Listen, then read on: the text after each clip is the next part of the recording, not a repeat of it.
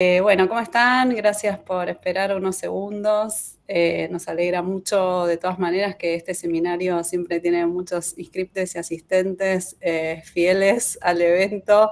Así que bueno, eso siempre es muy lindo, que esto se haya un poco ido conformando en una instancia de encuentro más o menos regular, con cierta conversación que va evolucionando, podríamos decir, en el tiempo, para ser fieles a las temáticas que vamos a trabajar hoy. Así que bueno, nuevamente gracias a quienes se conectaron y muchas gracias a las panelistas, a Mariana y a Noelia, que bueno, aceptaron compartir sus afectos con este libro del que vamos a hablar hoy y bueno, un poco cómo lo trabajan, lo sintieron, lo estudian, lo conversan.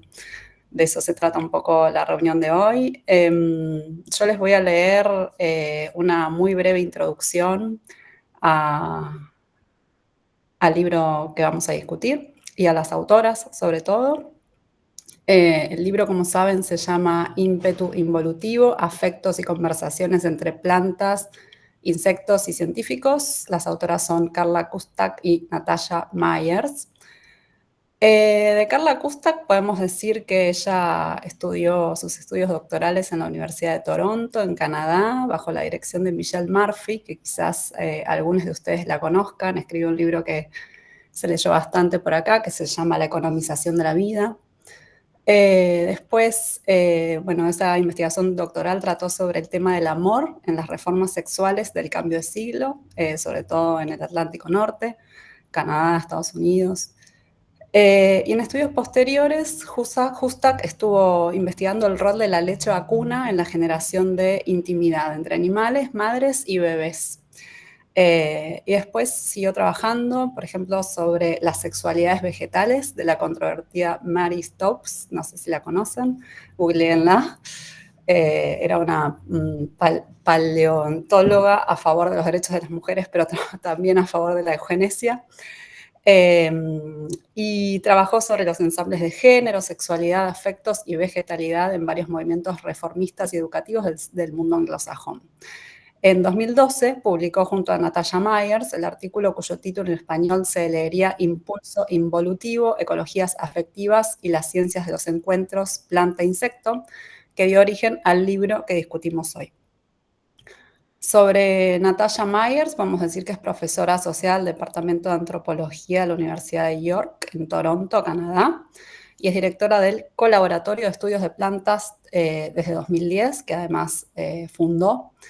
El colaboratorio es un nodo de investigación interdisciplinaria sobre ecologías y economías vegetales, donde se nuclea a artistas, activistas, académicos y personas ligadas a las plantas en general. El trabajo de Myers examina lo que ella denomina las ecologías vegetales, caracterizadas por relaciones entre plantas, personas y otras especies. Y está particularmente interesada en las formas de comunicación y percepción vegetal, así como las maneras en las cuales los humanos interactúan con las plantas, por ejemplo, en los parques botánicos y los proyectos de restauración de parques en áreas urbanas. Natalia Myers también es autora de un libro que en español se leería Representando la vida, modelos moleculares, modeladores y materia excitable, que se publicó en 2015, que yo tengo acá, medio por casualidad, pero se los muestro. Es un libro muy bonito sobre la estructura de las proteínas y cómo un grupo de científicos muy interdisciplinarios se dedican a entender cuál es la estructura de las proteínas a través de técnicas como la cristalografía, que les permiten modelizar las proteínas en el marco, por supuesto, de una creciente molecularización de la vida de las biociencias, en el marco de las biociencias, ¿no?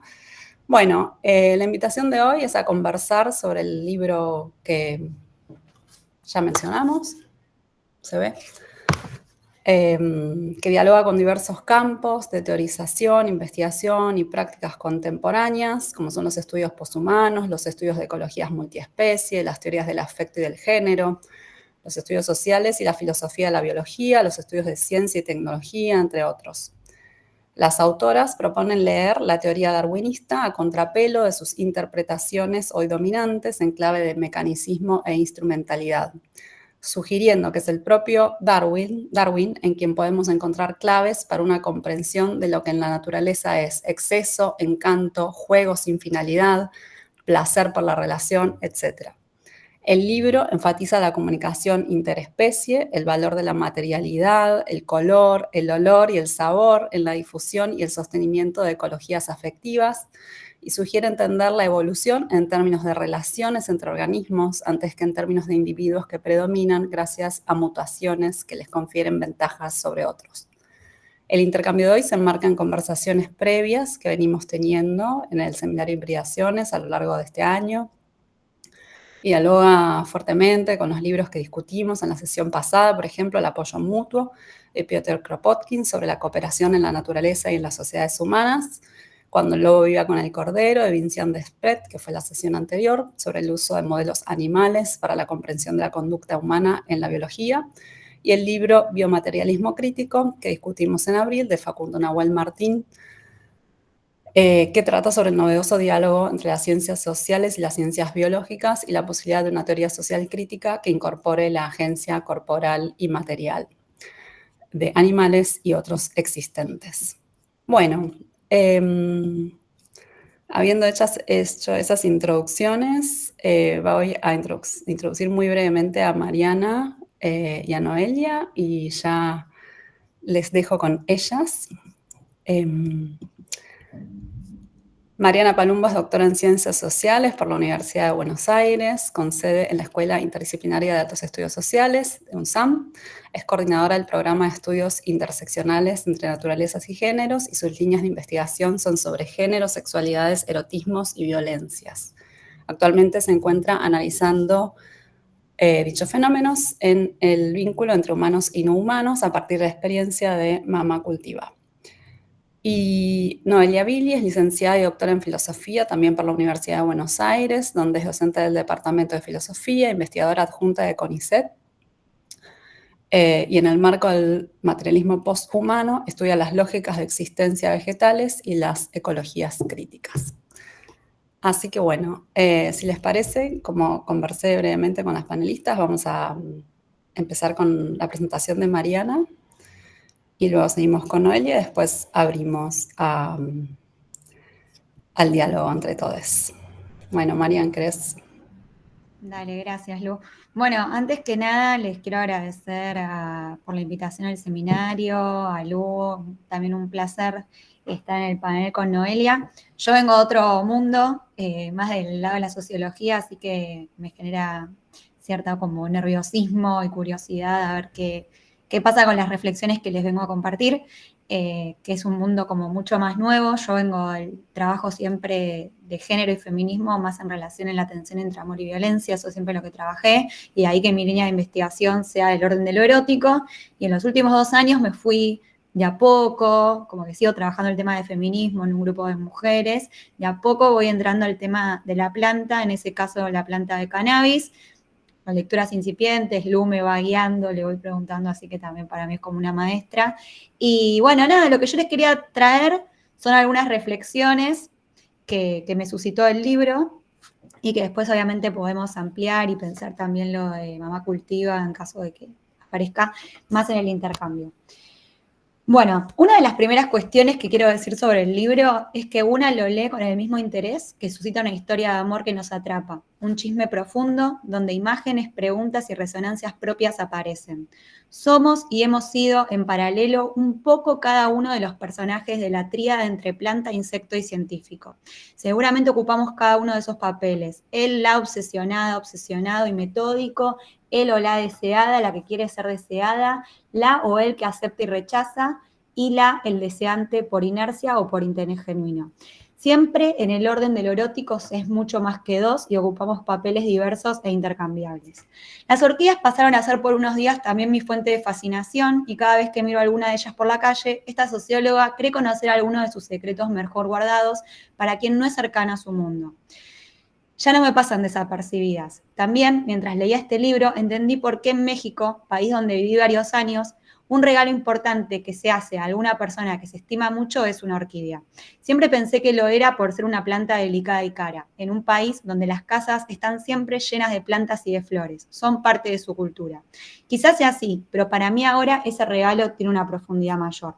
En otras palabras, saber qué le pasaba a Darwin con las orquídeas, cuáles afectos y conversaciones aparecían, nos dan ganas de saber más y también nos refleja nuestro propio erotismo y amor.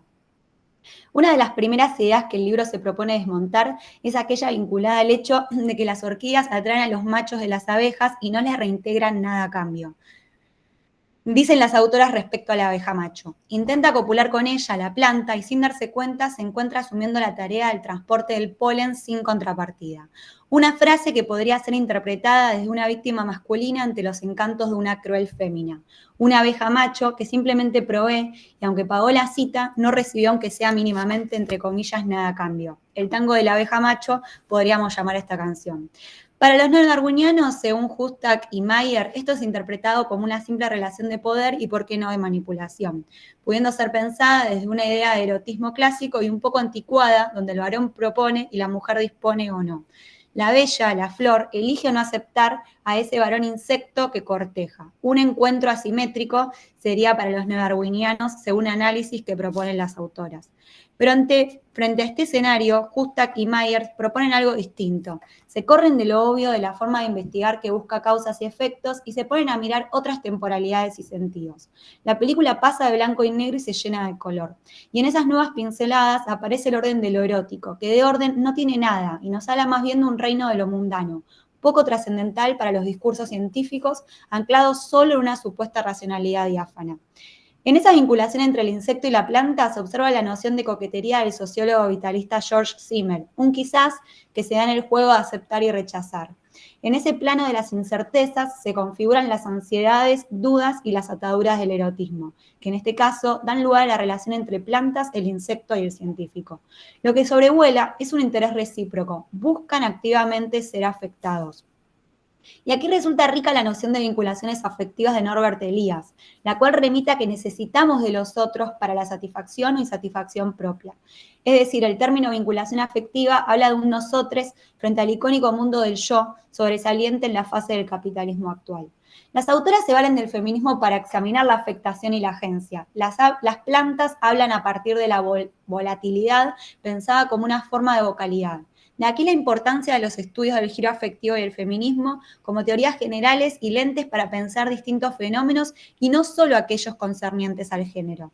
En este libro sobre plantas, insectos y humanos podemos reactualizar la importancia de estas teorías. No es solo un tema de las ciencias humanas y sociales, la biología también es interpretada por estos discursos.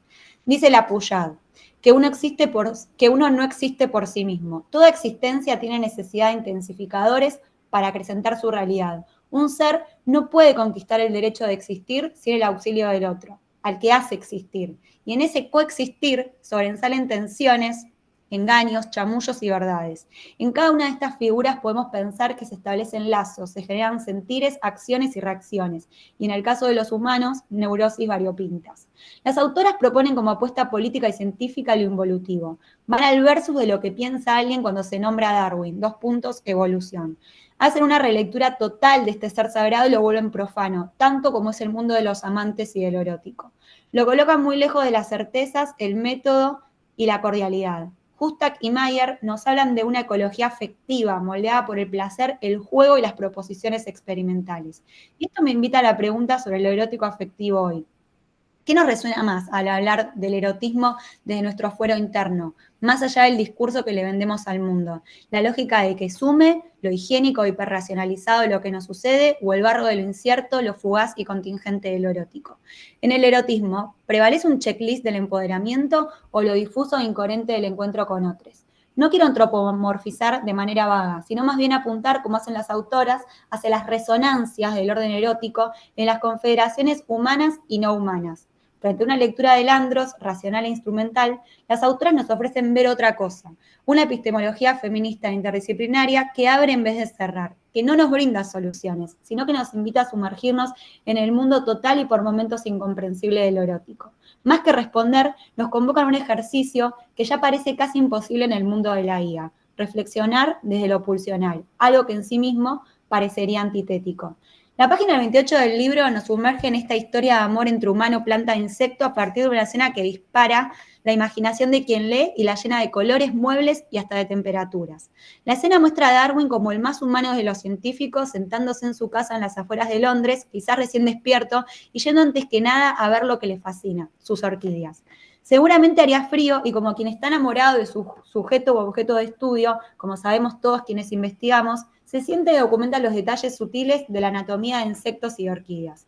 Pero en vez de solo mirar, él juega con ellas, se mete e interactúa, da cuenta de lo obvio, que la ciencia no es objetiva y la subjetividad tiene un papel preponderante en nuestras elecciones y formas investigativas. Darwin intervenía y jugaba con las orquídeas e insectos para asumir roles de polinizador y polinizado.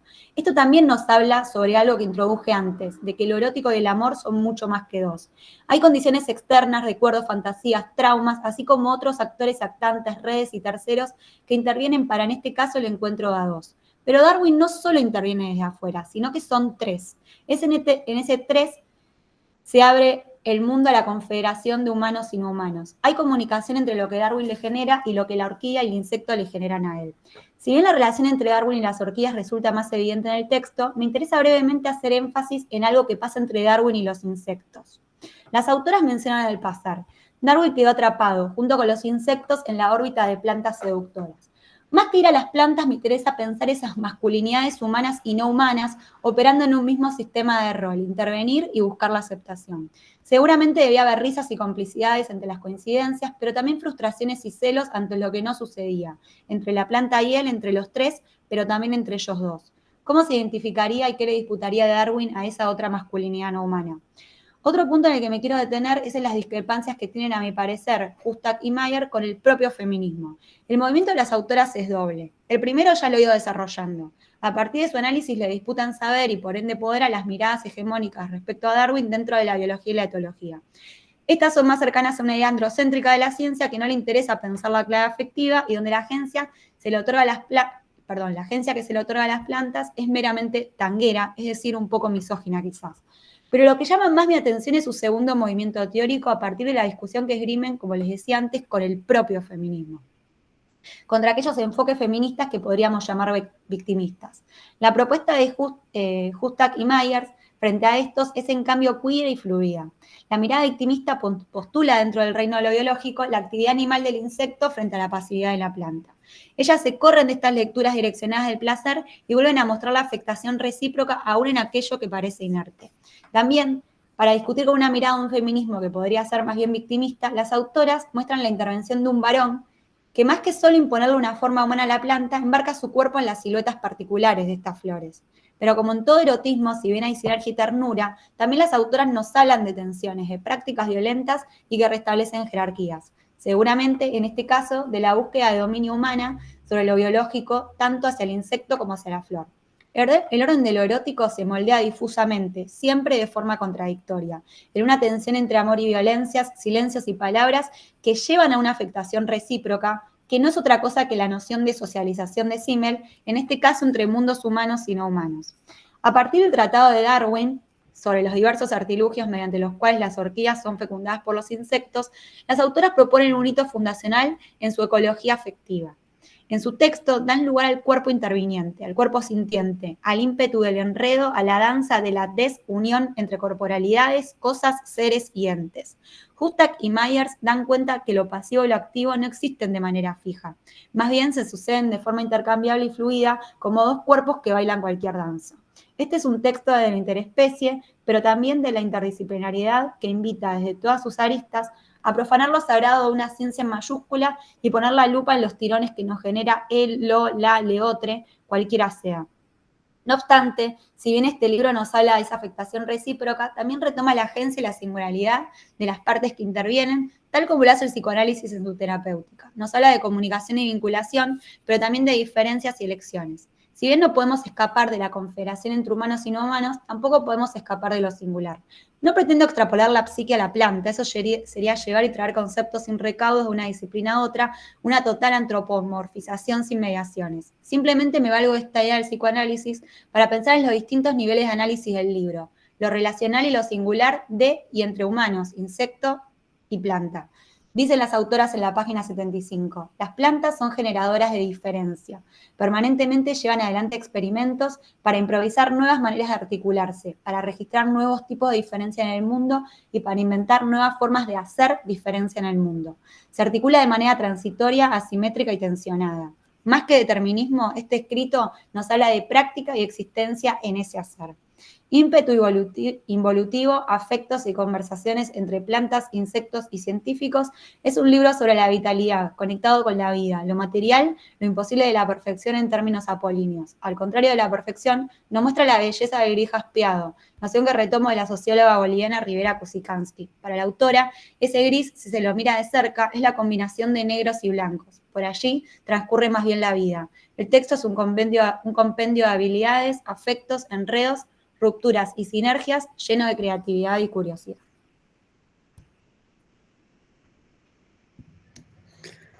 Buenísimo. ¿Ahí terminaste, Marian? Sí, sí, sí. Bueno, buenísimo. Muchas gracias por nada, esa muy linda presentación y por haberla escrito también, que queda como documento para, para otro día. Bueno, y vamos a pasar entonces a la presentación de Noelia. Lucía, voy a tratar de compartir yo, porque lo Dale. abrí en una ventana, a ver si ahí funciona. Dale. Creo que sí. A ver. ¿Ahí lo ven? Ahí sí, ahí lo vemos. Espera que lo voy a... Ahí se ve como... Ahí lo vemos bien en presentación. Perfecto. Ok. Y si lo paso, pasa. Sí. Sí, pasa. Perfecto. Bueno, en principio les quiero agradecer la invitación a este equipo que organiza este seminario, que como decías, tiene ya una gran trayectoria y siempre es súper interesante para quienes nos interesamos en estos temas. Así que bueno, para mí es, nada, no sé, como un mimo que me hayan invitado a hablar de este libro. Así que bueno, gracias a todos. Bueno, y empiezo un poquito, así tenemos tiempo para conversar. Bueno, yo en principio entiendo o abordé este libro como algo que se enmarca en un campo de discusión, creo, más amplio, que tiene como ya varias décadas, incluso desde mi punto de vista por fuera del ámbito estrictamente de la ecología, digamos que es quizás donde lo podría yo enmarcar hoy, y que bueno, quizás esto es como un sesgo mío de mi formación, pero para mí es algo que durante el siglo XX, en los años 80, 90, digamos, tuvo como un gran punto de anclaje en las discusiones en torno a la vida y lo viviente, en el marco de los autores sobre la biopolítica, que como bueno, quizás saben quienes asisten al seminario, los autores más conocidos de ese debate fueron Foucault, Adam, Mendeley, bueno, y toda una serie de autores franceses, italianos sobre todo, trabajando esa cuestión, pero que, bueno, acá siguiendo un poco el análisis que hace Hetherington, que es bueno, un investigador sobre estas cuestiones, él lo que entiende es que en ese ámbito de discusión, el de la biopolítica, hubo, digamos, lo que se manifestaba ahí era digamos, un paradigma que adoptan las ciencias sociales y humanas para pensar la cuestión de la vida, que de alguna manera se oponen a aquello que se conocía o se conoce todavía hoy en día, por supuesto, como un biologicismo, y que entonces de alguna manera lo que hacen es subirle el volumen, digamos, a la cuestión cultural, y en todo caso eso lo que produjo fue una asociación de la construcción social de la naturaleza, el género, la raza, etcétera, a los movimientos progresistas, digamos, dentro de las ciencias sociales y humanas. Pero bueno, la idea de este investigador, como decía, de Hetherington, es que a partir de, bueno, del siglo XXI, con problemas nuevos fácticos, digamos, crisis ecológica, crisis socioambiental también sobre todo, y en el ámbito, digamos, conceptual discursivo, con la introducción de el antropoceno, diría yo, capitaloceno, en el debate, que supone, así dicho muy en general, un desarreglo en los marcos habituales de comprensión de las ciencias sociales y humanas, sobre todo por el salto de escala que supone y el tema de las ecologías críticas que introduce en las discusiones. Entonces lo que aparece a partir de esto, digamos, a partir del siglo XXI, es una necesidad de alguna manera de reelaborar las tramas biológicas, o en todo caso los vínculos con lo biológico, y entonces, digamos, todo este campo de discusión se relocaliza de alguna manera y se aloja en el siglo XXI, bueno, un poco en esto que yo pongo que es obviamente muy esquemático, pero que desde mi punto de vista son las poshumanidades ambientales, como decía Mariana, los feminismos, en mi opinión los feminismos materialistas sobre todo, y también específicamente en los estudios sobre lo vegetal. Bueno, y para mí esto que pongo hacia el final de esto que ven en pantalla es que esta reelaboración de lo biológico, o en todo caso la relocalización del campo acerca de lo viviente y lo de la vida, hace foco, o al menos desde mi punto de vista, deberíamos decir, lo que tiene de más interesante o de más fértil es intentar pensar, no ya en el campo de la excepcionalidad, sino hacer un pasaje para generar herramientas para pensar la especificidad escucho un ruido y no sé qué es porque no veo nada más que mi PowerPoint, pero ahí sí. Sí, Eduardo, te pido por favor si podés silenciar tu micrófono. Gracias. Gracias, perdón. Bueno, un pasaje, digamos, de cómo pensar lo específico sin hacerlo parte de algo excepcional, y esto sobre todo, por supuesto, para pensar la forma de vida, la forma humana, en realidad, y también cómo pensar lo planetario, que es obviamente nuestra condición actual, por los movimientos de financiarización de la vida y el tipo de capitalismo global en el que hoy vivimos, que bueno, que lo que creo yo que se necesita, o lo que aparece la necesidad, es cómo pensar esa planetariedad o eso planetario sin homogeneizar las lógicas de existencias divergentes que existen, y entonces ya no pensarlo en términos de un universal, sino más bien en algún otro término que permita abordar esa planetariedad, pero bueno, sin la uniformización. Bueno, dicho esto, entonces, digamos, situando para mí este libro o esta intervención que tienen Hustak y Myers en este artículo, yo creo que el punto de partida que ellas toman es, bueno, esta crítica, como señalaba Mariana recién, al neodarwinismo, no al darwinismo, sino a la manera del neodarwinismo de leer a Darwin. Y entonces, bueno, básicamente a lo que apuntan es a ir en contra de este funcionalismo reductivo, podríamos decir, que basa todo su discurso, y bueno, ellas van a hacer, obviamente, van a asumir todo este darwinismo a partir del caso de la orquídea y la abeja, que es el hilo conductor de todo el texto, pero que a lo que piensan es este problema de la adaptación ventajosa, digamos, que supone un cierto utilitarismo y un cierto engaño, como bien decía recién Mariana, que transforma a la orquídea en una farsante, a la abeja en una víctima pasiva, y digamos que este conjunto se lee como teniendo un único objetivo, que es la reproducción, por eso de ahí el funcionalismo reductivo.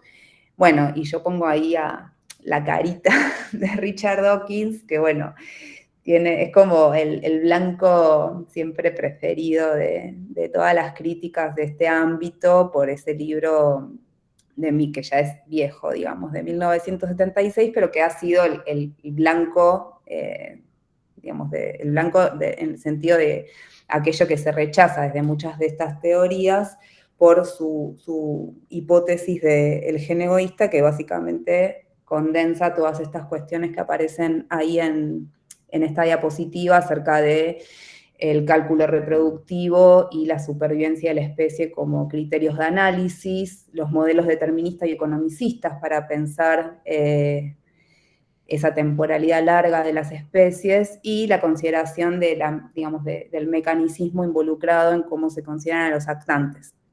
Pero bueno, entonces, digamos, Hustack y Myers, de alguna manera, empiezan a deshacer esta trama, preguntándose dónde queda, digamos, todo eso otro de la vida, de las vidas que conocemos, que serían, no sé, el placer, el juego, la improvisación, digamos, las afinidades o las repulsiones y rechazos situados, es decir, específicos, singulares, y que obviamente nunca pasarían y nunca pasan a estos relatos con estas categorías, y entonces ellas apuntan a modificar el enfoque, es decir, abordar estos problemas, el problema, por ejemplo, el caso de la relación entre la orquídea y la abeja, desde esto que van a llamar el ímpetu involutivo, que apuntaría a comprender que ahí pasa algo más que una estrategia reproductiva, aunque por supuesto puede haber estrategias reproductivas involucradas, y en todo caso a incrementar la importancia de los acontecimientos creativos y afectivos. Entonces, bueno, esto daría lugar justamente a pensar de una manera distinta el campo de problemas de la vida y entonces también la ciencia y la ecología, ¿no? Que sería un poco el enfoque contemporáneo de estas cuestiones. Pero bueno, justamente para poder hacer esto, las autoras vuelven a las investigaciones de Darwin sobre la botánica, que en los últimos años y con un interés más marcado en las últimas décadas, creo yo, sobre todo en la última década, por los modos de existencia vegetales, empiezan justamente a rescatar de alguna manera, entre comillas, los estudios de Darwin sobre la botánica, entre otros muchos estudios sobre las plantas. Pero bueno, es cierto que estos estudios de Darwin habían quedado un poco, digamos, rezagados respecto de otros que estudian animales sobre todo. Y entonces lo que ellas hacen es volver a leer los escritos de Darwin sobre las plantas, sobre todo sus experimentos, y entonces señalan precisamente que en lugar de pensar a Darwin como el típico científico que toma una distancia y entonces puede alcanzar cierta objetividad, releen, digamos, sus experiencias, que bueno, en el libro pueden encontrar como toda la especificidad de esas experiencias y cada una de las cositas que Darwin hacía para tratar de entender cómo funcionaban los diferentes mecanismos de las plantas, digamos, cuáles eran los mecanismos fisiológicos por los cuales las plantas generaban ciertos movimientos que llevaban eventualmente a que las abejas transportaran su polen. Pero bueno, lo leen justamente como algo de una experiencia, justamente por esa interacción directa con las plantas y sus anatomías y fisiologías, como algo más cercano y que involucran directamente el cuerpo del investigador, en este caso Darwin, y también los de las plantas, y entonces leen en esa manipulación y en ese tacto involucrado y en esos ensayos, una idea de gestos entrelazados que son interespecíficos entre humanos, insectos y flores en este caso, y eso hace que piensen o que converjan sus investigaciones con esta idea de pensar la ciencia como un enredo material, que es algo que desde los estudios de las ciencias, los estudios sociales de la ciencia, se viene impulsando, yo diría ya desde los años 70, 80. Bueno, y entonces todo esto para pensar que lo de, digamos, las investigaciones darwinianas no pueden ser solamente agotadas en esta idea de ciencia más mainstream, de que, bueno, el investigador tiene un punto de vista externo que es la única manera en que objetivamente puede describirse un fenómeno, sino que hay una dimensión afectiva involucrada en la medida en que el cuerpo del investigador se deja afectar y en ese sentido también participa del acontecimiento y entonces en esa misma medida lo modifica a este acontecimiento que está intentando entender o abordar. Bueno, entonces, volviendo un poco a cuáles serán los problemas del neodarwinismo, ahí aparece, digamos, sobre todo el contraste con el enfoque del ímpetu involutivo, que es lo que ellas van a trabajar en este texto, en este artículo. Pero bueno, como les decía, y bueno, ya lo dijo también un poco Mariana, esta idea de que el neodarwinismo lee la polinización como un proceso, digamos, la manera en que las orquídeas generan sus propias estrategias reproductivas como un mero cálculo reproductivo, y que entonces la orquídea sería en este caso un farsante astuto que lo único que hace es maximizar las ventajas reproductivas, y el insecto sería una víctima engañada por la orquídea, sobre todo porque engañada, porque no tiene ningún beneficio, supuestamente, ningún beneficio reproductivo la abeja como tal, ¿no? Entonces, digamos, lo que ellas ven acá es que el único criterio de éxito, digamos, que marca el neodarwinismo sería esa eficiencia evolutiva, y bueno, retoman algo que ya es bastante conocido a esta altura, que son las críticas de Gould y de Lewontin al programa adaptacionista, que para resumirla, yo diría que, bueno, ellos cuestionan que la explicación funcional, digamos, de todos los encuentros, que termina siendo, dicen ellas un poco irónicamente, pero es cierto, como un panglosianismo, ¿no? de una tautología que todo es explicado por la misma razón, y que en todo caso, lo que ellas apuntan todo el tiempo es que, bueno, con esto lo que se borran son los accidentes, las contingencias, digamos, lo inesperado, y también la parte más lúdica de estos encuentros, y en todo caso, entonces, precisamente por esta misma razón, lo que se excluye es la riqueza de esos encuentros situados y los placeres táctiles, los errores y también, bueno, las divergencias y los problemas, pero en todo caso eso que habla mucho más de la intensidad del encuentro que de la temporalidad larga, ¿no? Bueno, y entonces la idea del ímpetu involutivo que ellas traen, sobre todo, bueno, tiene que ver con estar en contra de ese progreso lineal que marcaría de alguna manera la estrategia de la adaptación como cálculo reproductivo, funcionalista, y se inspiran sobre todo en, bueno, en varios autores, la idea de lo involutivo en principio saldría bueno, de una interpretación que hacen de Deleuze y Guattari, bueno, no importa, de Bergson, pero en todo caso la idea del ímpetu involutivo para mí es una de las cosas más interesantes, pero voy a referirme ahora dentro un poquito a eso, porque la verdad es que es lo que más me interesa como hipótesis de lectura y de dislocación conceptual, pero primero quiero decir esto para no desordenarme. Ellas toman de la obra de Deleuze y Guattari sobre todo la idea de bloque de devenir, que para decirlo también muy a grandes rasgos, apunta a esta transformación, digamos, conjunta que no se puede atribuir, en este caso, ni a la abeja ni a la orquídea, digamos, algo sucede entre la abeja y la orquídea, ya en este punto, de manera muy conocida, se habla en la obra de Deleuze y Guattari de este devenir abeja de la orquídea y devenir orquídea de la abeja, sin que ninguna de las dos se transforme en eso, en el sentido de que esa transformación justamente tiene que ver con un proceso de indiferenciación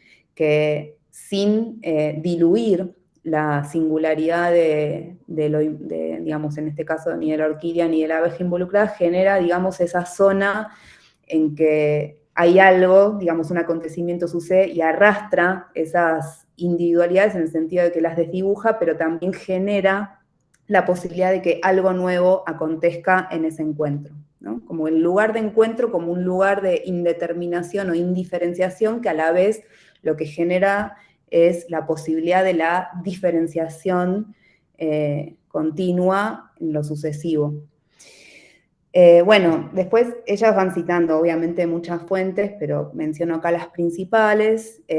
Obviamente Lynn Margulis con su teoría de la endosimbiosis, que como se sabe es muy reivindicada en las últimas décadas, pero que en todo caso ellos lo que toman sobre todo es esta idea de que la vida se expande a partir de redes de colaboración y no a partir de competencia, que es un poco el leitmotiv que lleva adelante la obra de Margulis.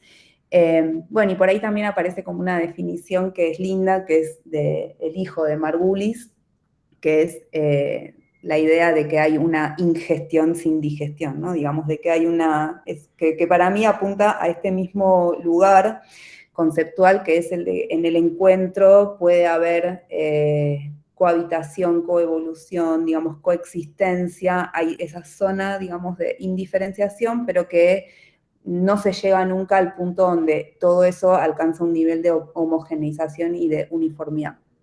Bueno, y después, como decía, aparecen también algunas ideas de los feminismos materialistas, de Haraway, por ejemplo, con el devenir con, de Barad con la interacción, de Stengers con la captura recíproca, digamos, pero que son todas líneas de sentido que tienen que ver, creo yo, que apuntan a la misma idea.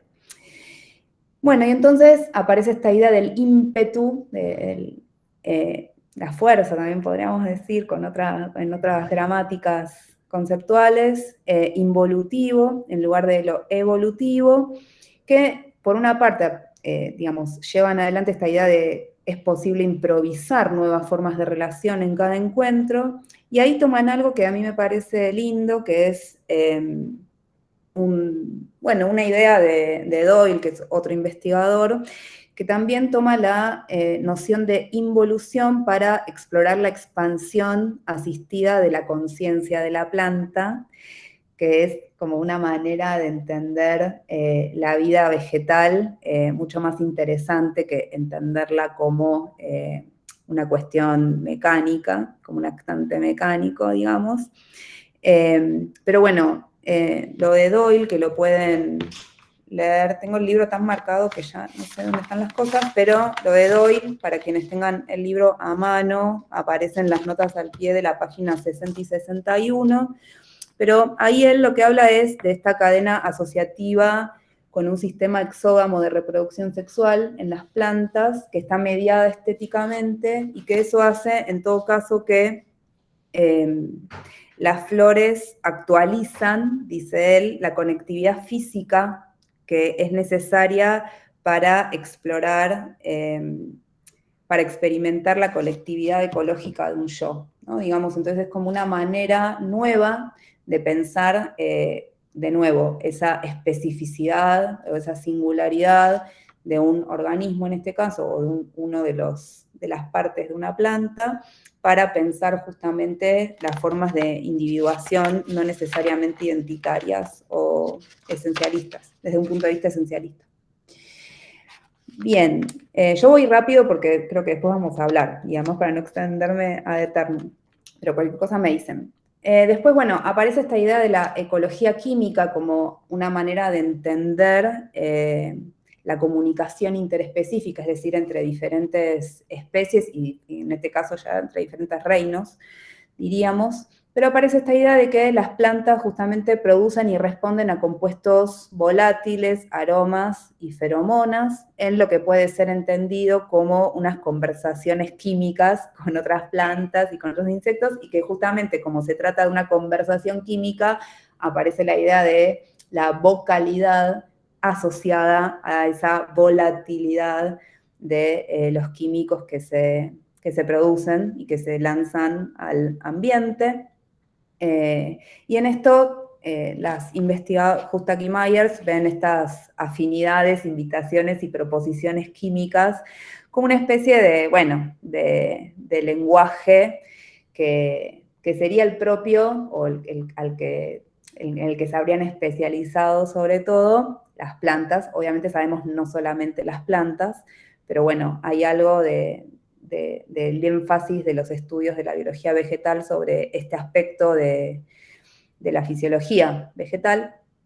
Entonces, bueno, entre todas las experiencias, etcétera, que ellas toman ahí, apuntan, por ejemplo, a una que se estudió bastante sobre algo que hacen las plantas de tabaco, que es que cuando perciben que están siendo comidas por, bueno, por un herbívoro, digamos, por un animal, liberan unos químicos que atraen algunos insectos, y esos insectos, digamos, protegen a la planta de tabaco respecto de estos herbívoros, y que entonces eso ha sido como un caso de estudio muy clásico de la biología vegetal.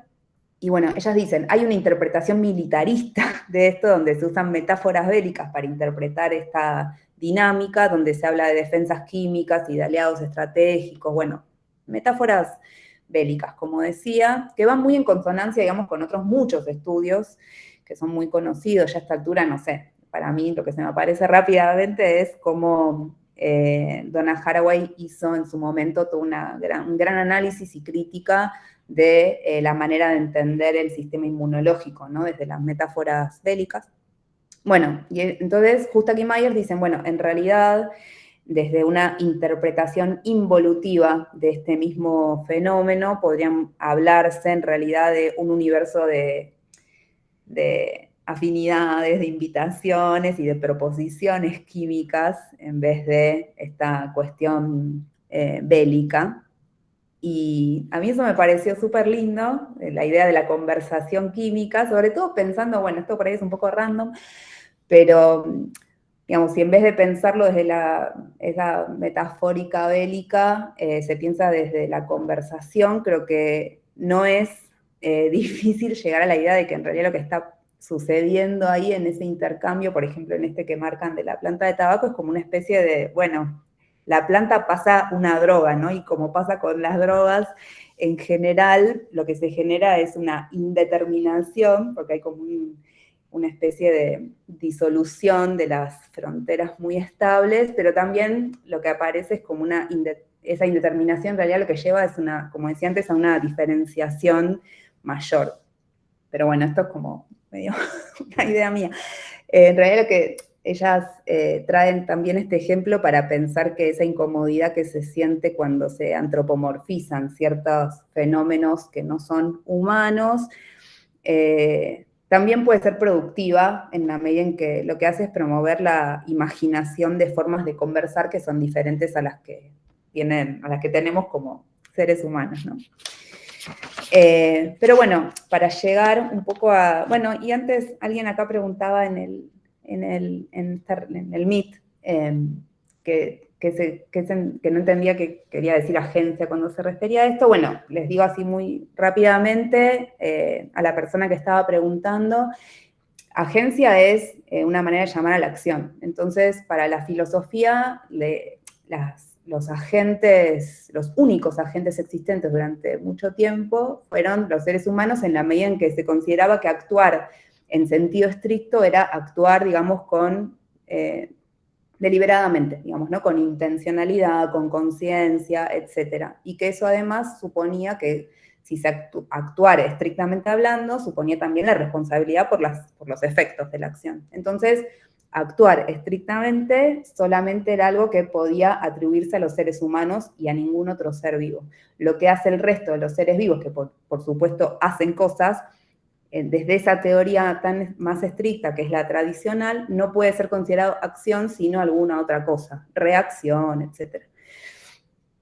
Dentro de lo que, digamos, de todos los estudios que se vienen haciendo en los últimos tiempos, justamente hay lo que se puede llamar una redistribución de la agencia, en el sentido de que, bueno, se empieza a pensar que ni los seres humanos actuamos tan deliberadamente, ni los seres no humanos no actúan en absoluto. Entonces, bueno, se empiezan a repensar los criterios a partir de los cuales se considera que algo actúa o no, ¿no? Esto sería un poco el campo problemático. Pero bueno, en ese ámbito, en ese gran ámbito, la idea de agencia vegetal que justo aquí Myers traen o proponen, parte de esta idea de que las plantas son articuladas y toman esta idea de la articulación de los estudios de Latour sobre, bueno, cómo se entrenan el olfato en unas experiencias muy particulares, pero ahí en esos estudios laturianos lo que aparece es que la articulación tiene que ver con distinguir diferencias cada vez más ínfimas, ¿no? Entonces es como un aumento de la sensibilidad y de alguna manera esa articulación o ese aumento de la sensibilidad genera o produce diferencias, ¿no? Entonces, bueno, en este sentido, entonces para ellas podría decirse que los de las plantas son cuerpos articulados en la medida en que registran variaciones muy sutiles de un montón de variables que como seres humanos no podemos manejar en el mismo sentido, por ejemplo, de temperatura, de humedad, de luz, etc.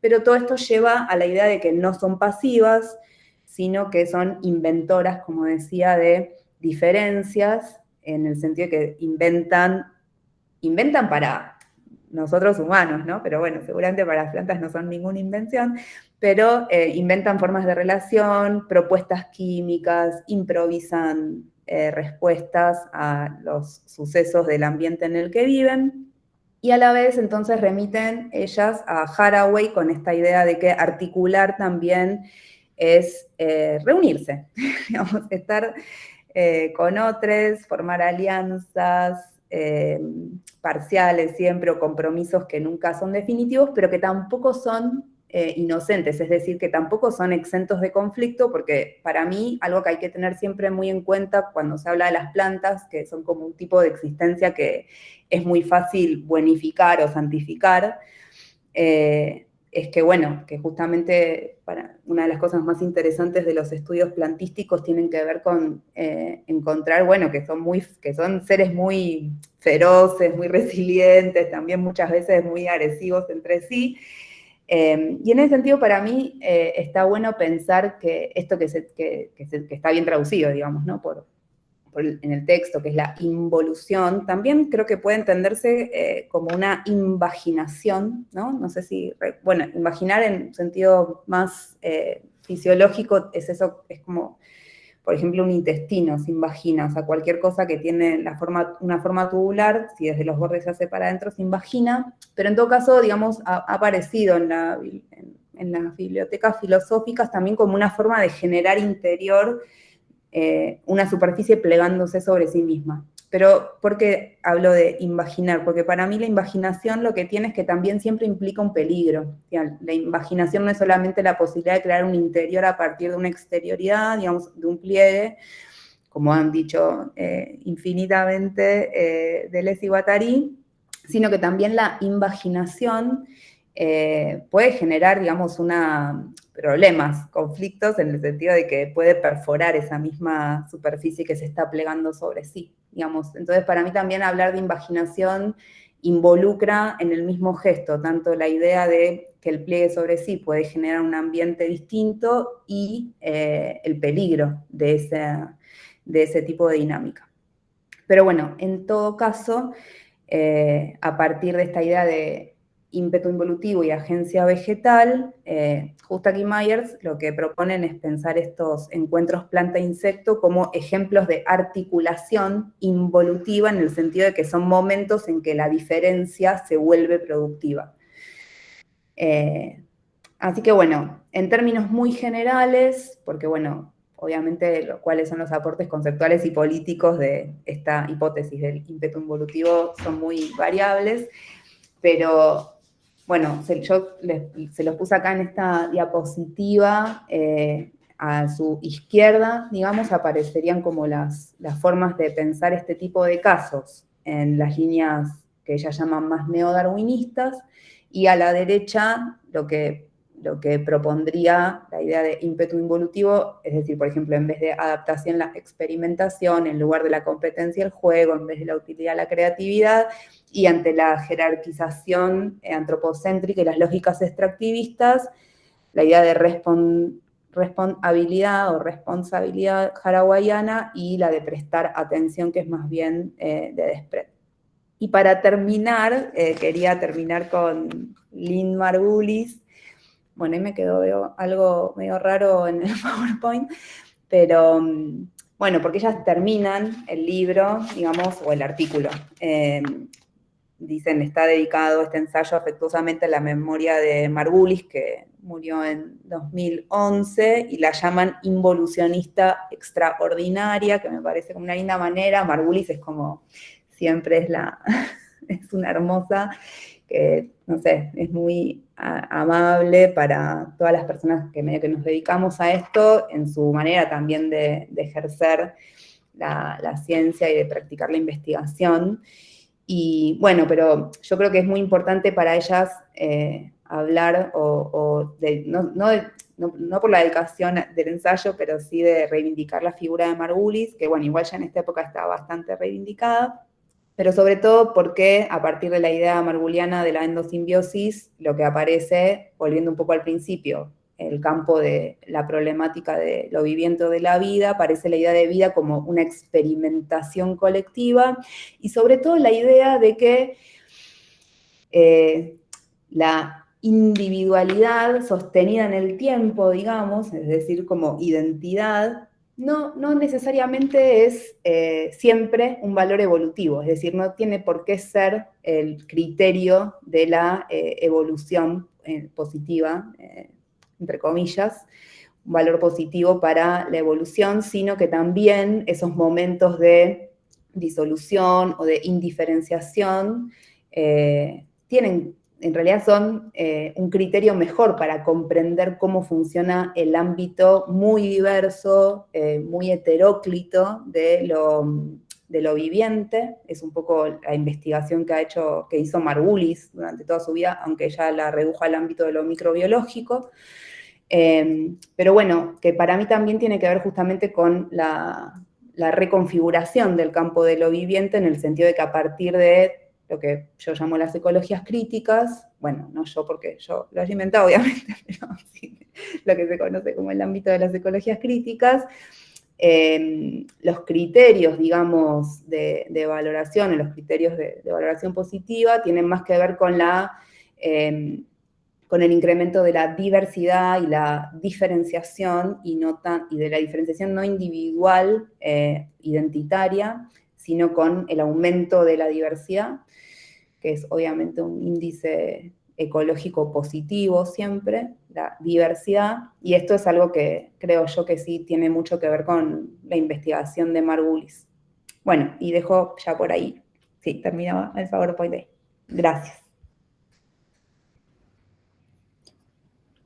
Bueno, muchas gracias, Noelia, muchas gracias, Mariana, por dos presentaciones muy hermosas, muy dedicadas, muy cautivantes también. Creo que en sus diferentes formas nos engulleron.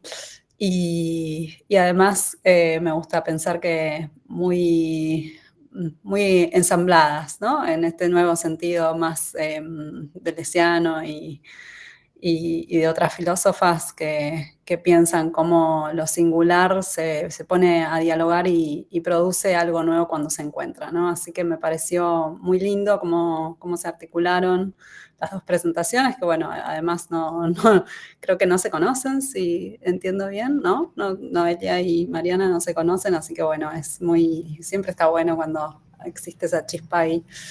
Y cada una le puso su diferente, bueno, énfasis, ¿no? Por decirlo de alguna manera. Así que tenemos un ratito que podemos dedicar a conversar, no sé, también aclarar dudas. Estuvo bueno esa pregunta de la compañera que preguntaba, bueno, ¿qué es la agencia? ¿No? Porque es verdad que hay veces que hay ciertos conceptos que, primero, que están permanentemente en construcción, pero que además, por ahí desde las ciencias sociales o desde ciertas ciencias sociales damos un poco por sentados, ¿no? Y que no necesariamente son tan transparentes. Entonces estuvo bueno que eso se preguntara en el chat y ahí, bueno, ya Noelia dio una respuesta y también Mariela también en el chat. Y digo, este ámbito es también para eso, ¿no? Para preguntar sobre los conceptos a través de los que pensamos, ¿no? De los que podemos pensar.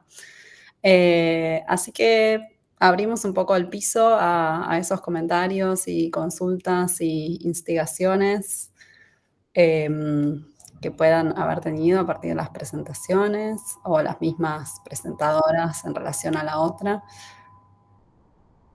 Está buenísimo eso. María si levantó la mano y si van levantando la mano, mejor así armamos una fila y también pueden preguntar por el chat. Sí, María, ¿querés arrancar vos? Dale, gracias. Bueno, gracias a Noelia y Mariana por las presentaciones que estuvieron buenísimas. Mi pregunta es más una curiosidad, ¿no? Que me preguntaba cómo se vincula este libro con sus propias investigaciones. Yo sé que las dos, de alguna u otra forma, trabajan con cuestiones de plantas, lo vegetal. Entonces me preguntaba si este libro les resonó con algo de sus propias investigaciones, les permitió repensar algo, o no. Pero bueno, me daba curiosidad ver cómo se podían apropiar de este libro en sus propias investigaciones y que nos cuenten un poco de eso. Si les parece, si hay alguna otra pregunta, podemos capaz tomar dos para aglutinar un poco. Si hay otra pregunta, yo puedo hacer una mía, si no. Me gustó mucho cómo también desde lugares bastante distintos y no como el aspecto central de sus presentaciones, pero ambas refirieron a la cuestión de la agresividad, incluso no sé si Mariana es además una especialista en temas de violencia de género, a la cuestión de cómo las relaciones también implican tensiones, agresión, captura, extractivismo, ¿no? Porque siento que algo también de estos enfoques a veces nos lleva, creo que Noelia lo dijo así muy explícitamente, nos pasa mucho con las plantas, pero bueno, como nos copa lo cooperativo y lo comunitario, por ahí nos cuesta pensar, ¿no? La simbiosis, el lado B de la simbiosis. Y bueno, esta reivindicación, digamos, de lo agresivo en la relación o de lo no bueno, ¿no? No, ella decía como tendemos a buenificar a las plantas, me parece que estuvo bueno eso, yo me sentí identificada, siempre pensaba que las plantas son buenas, ¿no? En general, o por lo menos las que tenemos en casa. Quizás si pensamos en una selva podemos pensar en lógicas más colonizadoras. Pero por ahí sí pueden decir algo sobre la agresividad en las ecologías, ¿no? Cómo pensar la agresividad en la ecología para ahí está bueno. Así que bueno, si les parece, ¿quieren responder a esas preguntas y después vemos si hay más? Bueno, gracias por las preguntas. En relación con la investigación, bueno, yo lo que lo veía mucho era el erotismo que se daba con la planta, por ejemplo, de estas mujeres que cultivan, pero no tanto del orden de la sexualidad, sino la planta como el orden de lo erótico, como una terapéutica, ¿no? De qué les hace a ellas estar cuidando la planta, por ejemplo, de cannabis, pero el efecto que eso en realidad tiene para sus hijas que tienen distintas patologías. Entonces ahí aparece toda una idea de frustraciones y esta idea como más de, sí, como del gris, o esta idea más de Bataille, que todo en el amor no siempre va a ser blanco, sino que también que no todo es rosa, sino que también puede ser negro. Entonces eso, aparecían frustraciones, aparecía qué pasaba cuando la planta no daba la respuesta, ¿no? Y de ahí me parece que está bueno pensar cuándo la planta es buena y cuándo es mala. No lo sé cómo es en el reino de las plantas entre sí, pero en la relación con las humanas, por lo menos lo que aparecía, que la planta era buena cuando la planta, eso, podía dar una medicina, podía servir, y cuando esa planta ya no daba más esa medicina, porque lo que aparece, por lo menos con el sistema endocannabinoide, y más con los chicos cuando son muy chiquititos, es que cierta cepa de la planta, como el sistema endocannabinoide cuando uno es chico está en mayor modificación que cuando uno es grande, no está estabilizado, esa planta si pasa determinado tiempo, quizás nada, a esa persona no le hace ya más efecto, y esa planta que hasta hace 10 días era la mejor planta que podías tener, ya después con ese aceite que no funciona pasa a ser indeseada, ¿no? Entonces ahí se da lo relacional, por lo menos lo que yo veo en el campo, entre cuándo es buena o cuándo es mala. Y después también lo que me parece, más que pensar los versus, como que me parece interesante pensar las tensiones, como que siempre vuelvo a la misma esta idea más simeliana, porque en realidad es eso, es como que coopera, pero al mismo tiempo seguramente no coopera, o sea, como que siempre está asignado por algo del orden de la tensión y del conflicto. Y también me parece como más interesante la idea de contradicción, ¿no? Como eso mismo que te está ayudando en un momento, después ya no te puede ayudar más.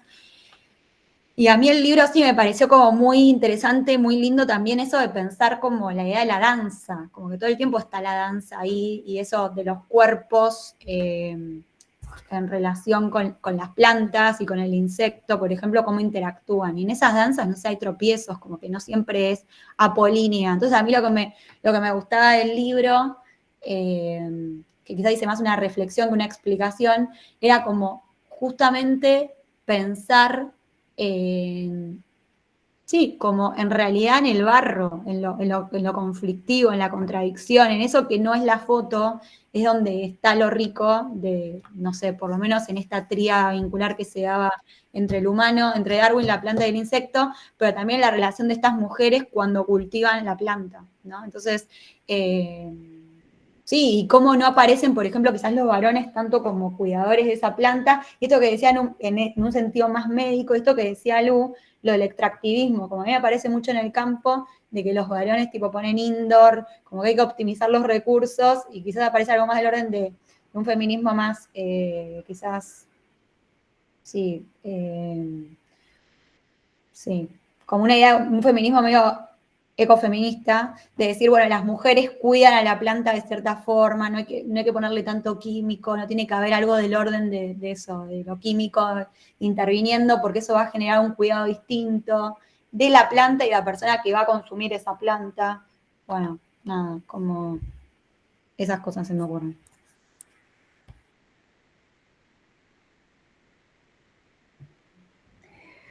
Bueno, gracias por sus preguntas.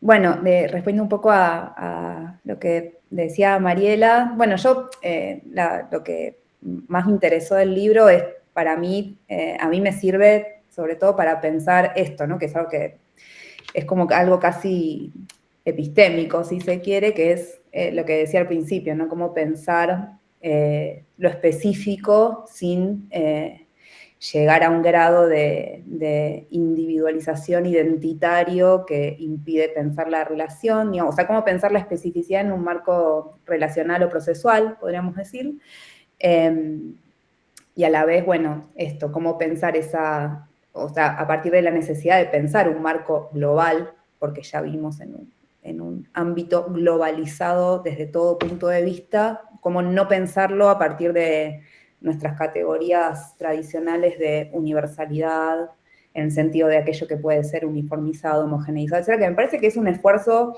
que se viene dando desde muchos ámbitos que van convergiendo, desde la teoría de cómo pensar, no sé, el sistema Tierra, y bueno, si hay que pensarlo como sistemas, como múltiples sistemas, como Gaia, digamos, yo creo que desde el punto de vista epistémico, y que mismo en estos mismos ciclos que ustedes van coordinando, viene apareciendo como desde diferentes ángulos, y bueno, es eso, es como pensar esas lógicas epistémicas, que son también lógicas de entrelazamiento de lo viviente, desde un lugar que es más interesante, ¿no? Para la coexistencia.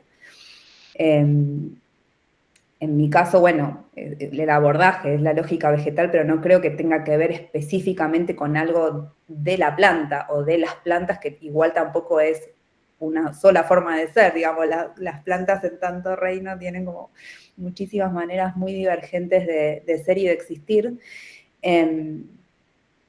Y en ese sentido, para mí lo que está bueno del abordaje que hacen Hustak y Myers, bueno, tienen que ver con algo que también se puede ver en otros ámbitos problemáticos, pero es con que en esos relatos de la temporalidad larga, justamente todo lo que, bueno, acá es como algo muy que revierte sobre lo que uno piensa, ¿no? Pero todo aquello que hace interesante la vida de nosotros, digamos, ¿no? O sea, uno está vivo no porque quiera seguir viviendo mañana a cualquier costo, sino porque lo que está siempre involucrado es qué tipo de vida queremos vivir. Y en general, desde la experiencia personal, esa vida que queremos vivir es, digamos, todo aquello que desde los feminismos también y desde otros lugares se piensa como un buen vivir, digamos, ¿cuál es cómo diríamos que queremos vivir?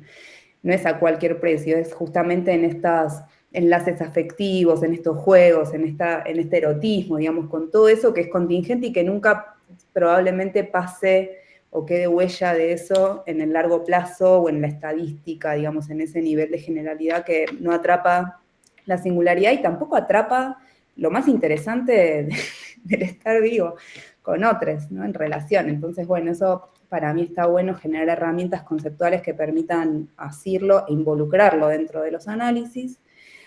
Y en este sentido también creo que justamente todo lo que tiene que ver con la agresividad no puede estar por fuera, ¿no? Porque si no se corre nuevamente el riesgo de generar la purificación de las especies, por decirlo así, ya sea de la planta o de cualquier cosa, ¿no? Digo purificación pensando en esto, bueno, también en esta idea laturiana, stengeriana, de que la modernidad lo que abre es esa idea de que los sujetos tienen que ser cada vez más sujetos, los objetos tienen que ser cada vez más objetos, y entonces todo tiene que tender a ser cada vez más quien se es, en prescindencia de todo lo que nos rodea. Para mí ahí es algo súper clave poder pensar la agresividad en el sentido de que el problema de incluso instalados y reivindicando una ontología relacional, no podemos dejar de pensar que ahí se generan descomposiciones, que se generan conflictos, incluso si no queremos moralizarlos. Políticamente es algo que tiene que ser pensado y ningún existente está exento de esas relaciones de violencia, digamos, ¿no? Yo creo que incluso en el ámbito de la ecología está totalmente marcado por, digamos, es una ciencia triste en algún sentido, porque ya a partir de la aceptación unánime de la teoría de la evolución como marco general, lo que hay es conflicto en el modo de la coexistencia. No hay una colaboración pacífica, digamos. En ese sentido, la ecología, desde que dejó de ser, digamos, una economía pastoral de la naturaleza, es ya de por sí un enfoque que piensa en el conflicto y en la violencia.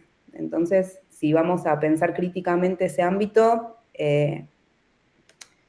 no sería algo interesante deshacerlo o despegarlo de esa conflictividad. Me parece que esa conflictividad es algo que va a estar siempre ahí, que no necesariamente es indeseable, que es por otra parte algo que no necesariamente tenemos que generar el lugar de la total vulnerabilidad o el de la victimización para pensarlo, sino que, bueno, hay que poder pensarlo también de manera afirmativa, de que en esos roces también se generan descomposiciones y que esas descomposiciones también dan lugar a otras formas de afirmación, otras formas de existencia y otras composiciones. Obviamente siempre hay casos extremos como en todos los ámbitos, que no tienen nada que ver con un nivel de conflicto o de tensión aceptable, pero bueno, eso es algo que no se puede dejar por fuera del análisis, me parece a mí. Buenísimo. Bueno, muchas gracias a ambas por estas primeras respuestas. Tenemos ahí un par de comentarios en el chat. Azar, Lu Azar, creo que es. Dice, es muy interesante hacer pie en cómo esa pregunta por el cómo queremos vivir es una pregunta por cómo vivir con. Y Acá Taller GA dice también, se podría generar resiliencia ecológica o plantar, no sé cómo llamarlo, ante la influencia fuerte del capitaloceno. Y me gustaría preguntar, Karen dice, me gustaría preguntar por el concepto de ecologías afectivas, ¿podrían explicarnos a qué se refieren las autoras? Bueno, ahí tenemos 3 comentarios / preguntas que están escritos en el chat. Y también tenemos a Laila, que había levantado la mano. Laila, ¿querés hacer la pregunta? Y por ahí después ya pueden responder Mariana y Noelia. Sí, muchas gracias. Bueno, soy Laila desde México. No sé si pinto mucho por acá, soy artista visual. Y he estado trabajando en los últimos años para cortar la distancia entre ciencia y arte. Mi última serie justo se llamó ¿Qué le cuentas a las plantas? Entonces me parece como insumos bastante importantes todo lo que se charló durante esta conferencia. Pero me gustaría preguntar primero a Ana Mariana, hablando de los ecofeminismos y toda esta idea de la crianza mutua, la relación específicamente de las mujeres con las plantas, que vale mucho la pena como retomar, ¿no? Por un tema incluso de interacción química, ¿no? Que completamente de acuerdo contigo que a las mujeres en particular se nos da esta crianza mutua. Quería preguntarte si tienes alguna recomendación de bibliografía que pueda sustentar como esta idea sin romantizarla. Es decir, porque ahora en el boom de estas plantas medicina y esta reconexión y la Pachamama y todo, que algunos términos y prácticas están ya tan capitalizadas, incluso prostituidas, me interesa mucho como tener un sustento como más profundo de esta idea. Y para Noelia, dijiste una frase que me atravesó acerca de las flores y cómo actualizan la conectividad física, pero pasó tan deprisa que me quedé con el concepto y se me fueron las palabras. No sé si me pudieras repetir esa frase.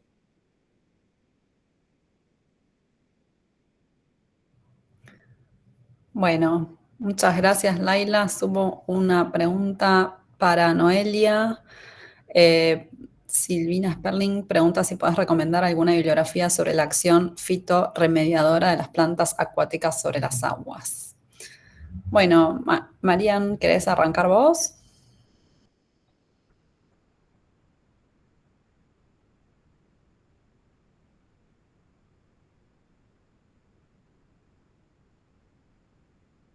Perdón, me puse a buscar las referencias para mandarle a la compañera de México y se me fue la pantalla y no la encontraba. Bueno, algunas